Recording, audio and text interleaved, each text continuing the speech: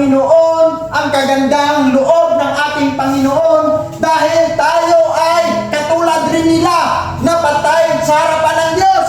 Sumuway, makasalanan, nabuhay sa gaya ng makamundong tao. Sinunod natin ang kapangyarihan, nailalim tayo sa kapangyarihan ni Satanas. Kaya sunod-sunuran tayo kung ano ang gusto ni Satanas. Dahil sa ang Espiritu, kumikilos sa puso ng mga taong ayaw sumunod sa Diyos.